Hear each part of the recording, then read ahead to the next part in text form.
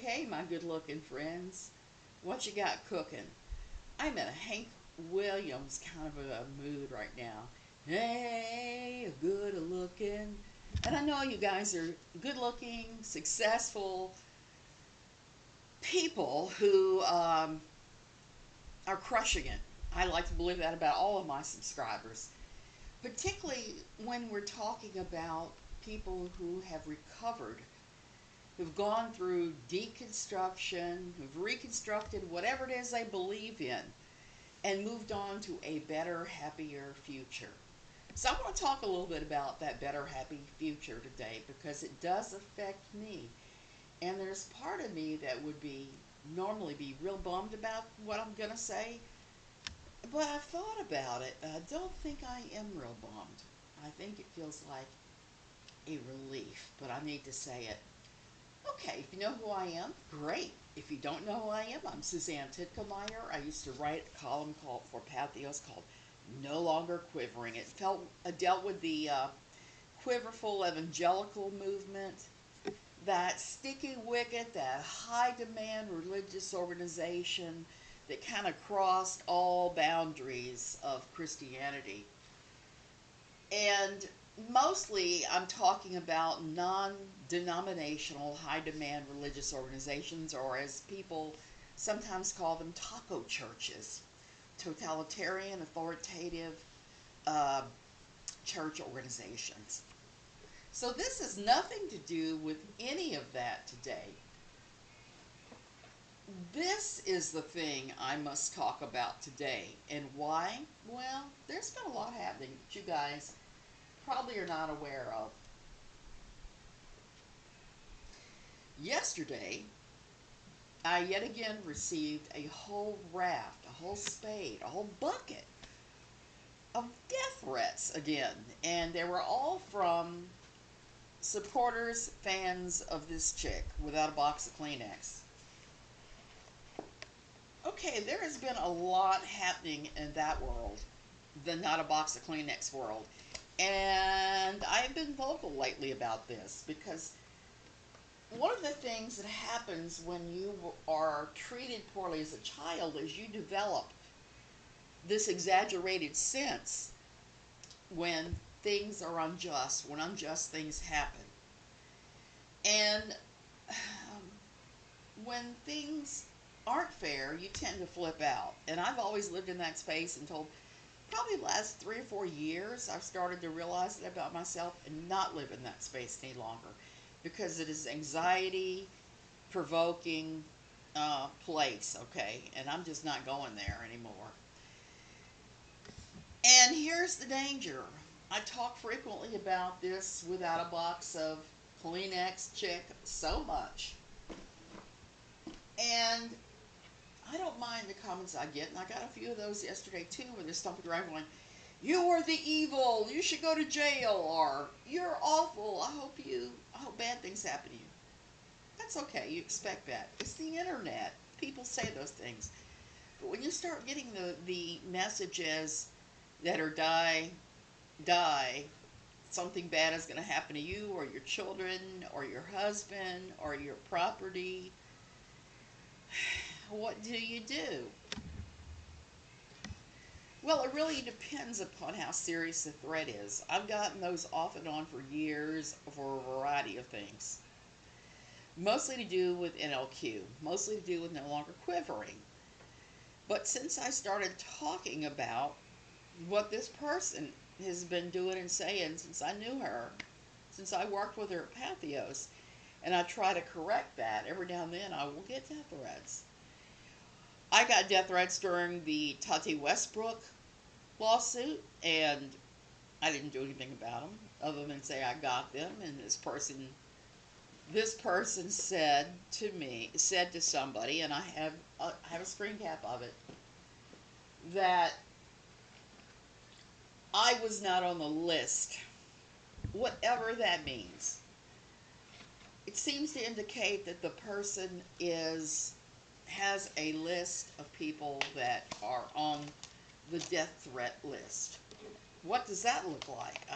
I don't know.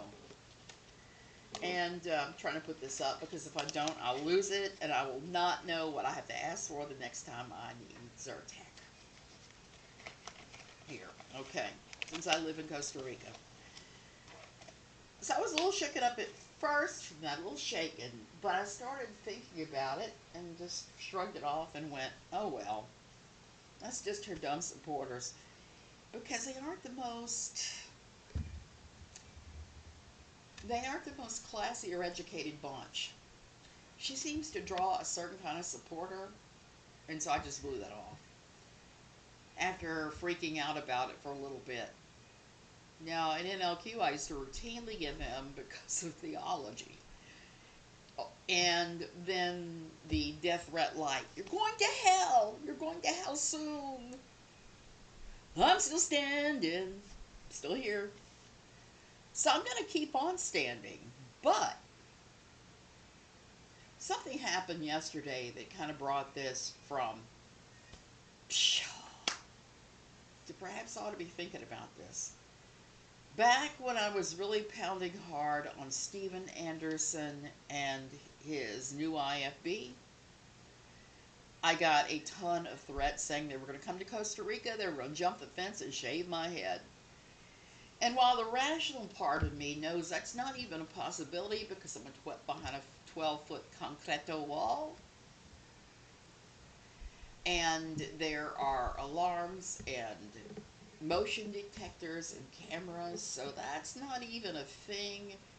Knowing that to even get anywhere near me, that I have to figure out which one of the 10,000 little villages I'm in, near Tamarindo, near Playa Grande, near Playa Langosta.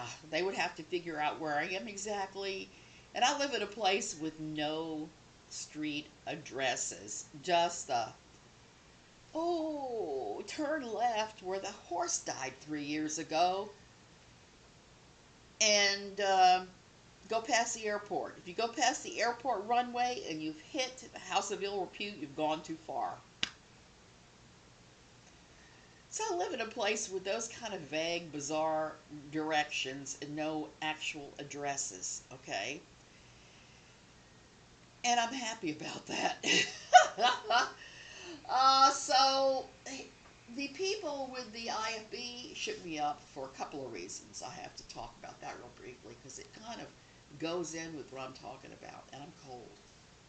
Where's that air? Where is that? I got to turn that air off. I'm cold. Anytime the temps drop below about 80 here, I got to put on a sweater. I am fully native now. So the IFB, the new IFB, I should say, is not all the IFB. Started saying they were going to show up and shave my head, and like I said, I knew that the circumstances of where we live and how we live, that was an impossibility. Very few of his followers, I would think, would have the kind of credit card to take the large deposit you need to rent a car here. Most places require a minimum of $1,000 on your credit card to rent a car. And if they could find a place with no addresses, find out where I was, it still wouldn't do them any good because high walls, guards, all that stuff. So when people start issuing death threats, I generally don't pay them much mind because it's been there, done that, wash, rinse, repeat. Where I did start freaking out over the new IFB was when somebody I knew that I'd talked to a handful of times, Todd Ferguson, who was also an opponent of the new IFB, but got way more in their face and showed up at their conferences and things, he went missing.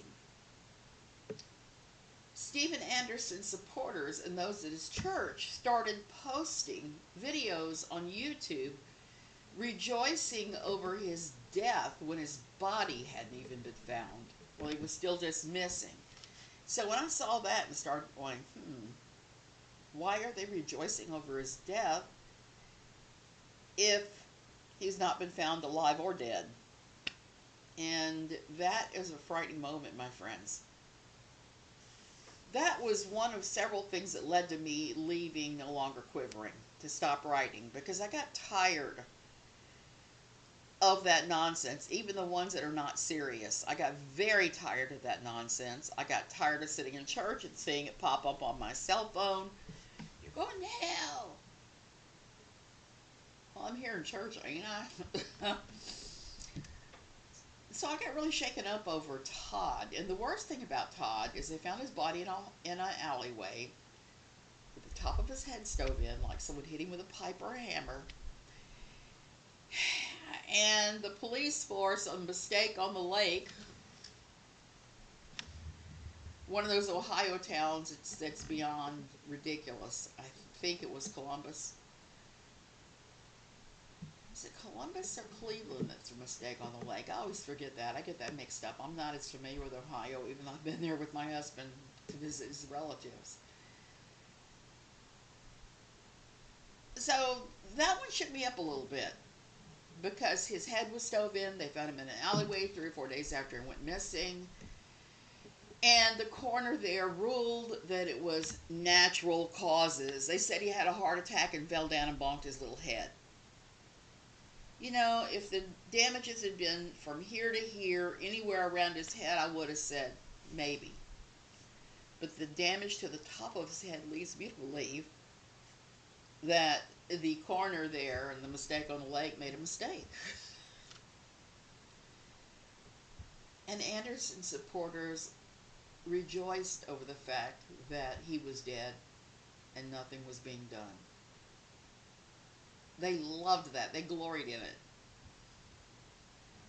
And I was really frightened. For me, that was a turning point moment in my journey writing and doing videos. I started doing these videos because Pathos wanted all of us to do something additional. Do a podcast, a YouTube channel, Instagram videos, something. And I wasn't doing any of that. So I was like, I'll do a few YouTube videos.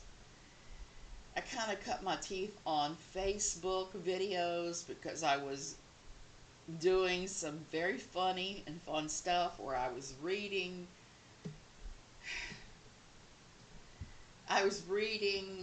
a book by one of the worst writers I've ever read aloud, and I was doing a tequila shot on camera every single time he mentioned something squicky and sexual, having to do with teenage girls, no less.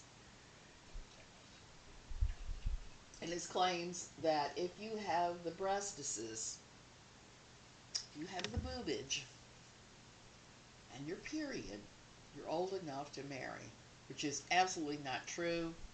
I had boobs and a period when I was 11. I was nowhere near ready to marry. Nowhere near. Not even years later when I married for the first time was I ready to marry. It took me a while to straighten myself out and get mature enough where I managed to be married for a long period of time without not too many troubles. There's always going to be things you don't agree on. We don't agree on this, but I'm starting to see his way. And that's what I want to talk about. Yesterday I got death threats again. Very stupid ones from the supporters of this woman without a box of Kleenex. I got death threats from her followers. Think about that one for a minute. So it's kind of like, oh boy, here we go again. But the more I started thinking about it, it's like, why are we not reporting this stuff every time it happens? Why are we not? Why do we get so jaded that it's kind of a thing? So I reached out yesterday to international and national law enforcement and talked to them and filed a report. I reported it. So as of sometime this afternoon when I get back from, I think it's, we're going to, I want to say Punta Isleta, but that's not the name of the joint. It's over by Nosara. We're going to Nosara for the day, and I am going to visit the macaw rescue because I've been wanting to do that forever. Okay. We're going to do that. We're going on vacation. We're going to start taking more and more adventures. I'm going to be filming. I have a ton of Costa Rican content that I've filmed that I haven't put up yet. including my drive the other day through Santa Cruz, which is a lovely colonial town in this area. I go there sometimes to escape when I need to sit in a leafy park filled with statuary and just enjoy myself and read a book, hunt for fabric, buy candy at their candy store, shop at their various downtown stores. It's a nice break. And that was one of the things that I did with my daughter that was really wonderful.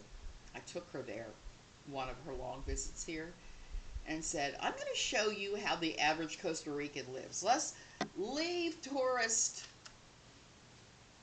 trap heaven, which is this place. This place, Tamarindo area, is kind of like Panama City Beach, if you know. So if you know, you know, you know.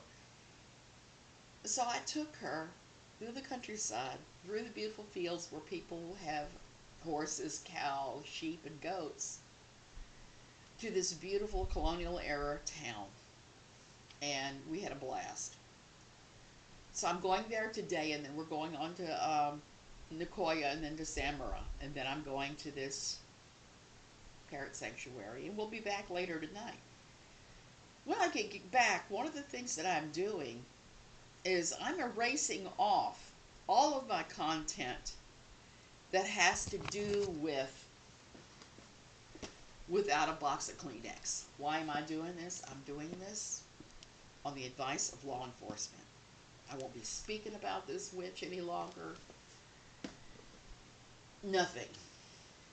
And I'm not saying everybody has to do this. I know there are others that have received threats in the community. Everybody has to decide for themselves where their line is. For me, I cannot continue to put my husband's life at risk, my precious kitties, my kids in the States. I can't do that any longer. I just cannot. It's not fair to any of them. And why?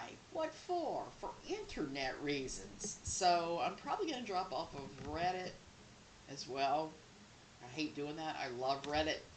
If nothing else, I enjoy reading through the Costa Rica tourism boards where people are like, why is it raining? You came here during rainy season. Didn't you bother to research where you went? So I'm going to miss all that crap. I may be back. I may not.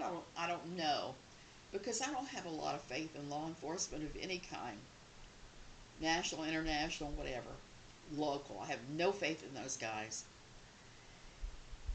So this is going to be a step of faith, stepping forward. And I'm going to continue to do my own regular content.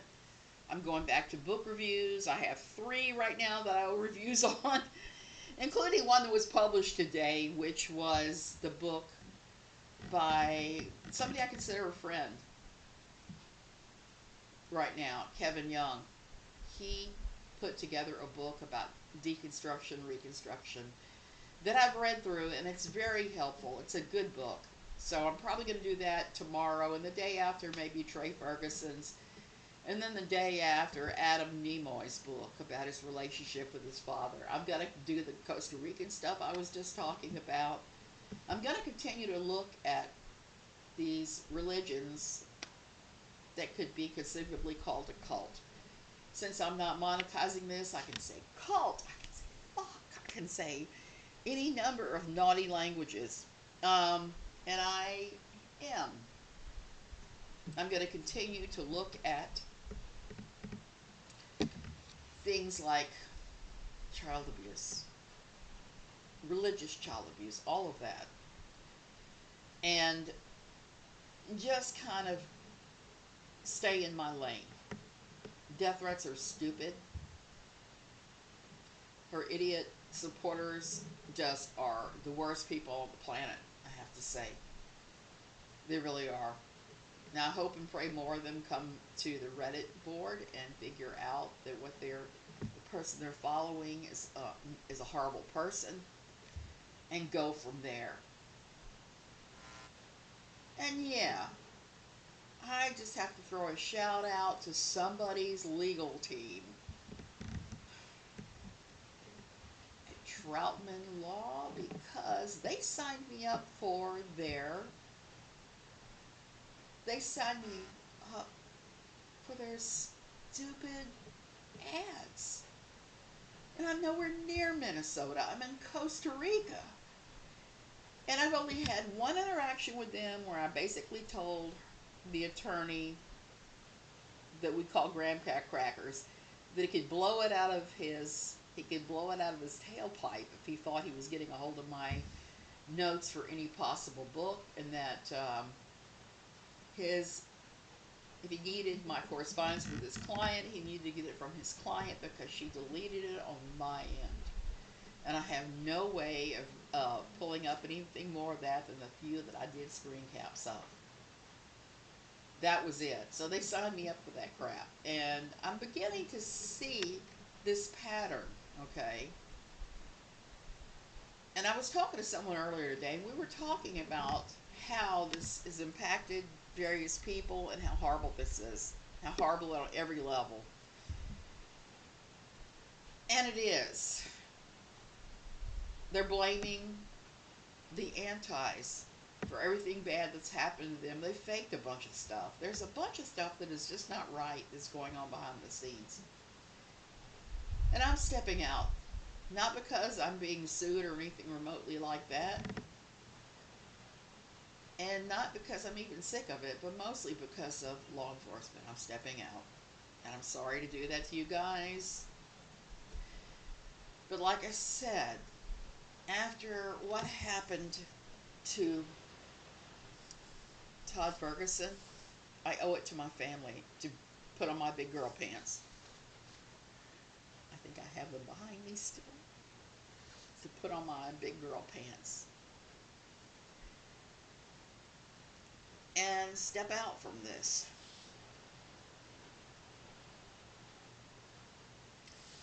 So when I get back from my little jaunt to Punta Islita, I think that's where I'm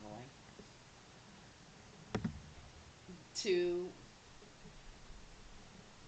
just take everything down involving her that I can find on my website, on my YouTube channel. I'm going to leave a few things up. I will be leaving up my interactions with her that I wrote a blog post about. I'm going to leave up the frequently asked questions because I just get tired of people asking me that. That stuff I'm leaving up. The other stuff is coming down, and that's a real shame because, like I said, it was helpful to talk about these things. But again, I can't risk my family. I love you guys so much. Thank you for watching. I'm sorry that you have to witness this shameful and stupid episode. And we're going to go from there. Now, I'm hoping they do something. But realistically, my chances of having them actually do something are probably pretty slim. This person has managed to skate away with all kinds of stuff that would throw a lesser person in jail. Okay, I'm going to go. Like I said, I got a car. I got a long ride, a couple hour ride before we get to Punta Isleta. Have a wonderful Wednesday. And I'll be back tomorrow with my book review of Kevin Young's book on deconstruction.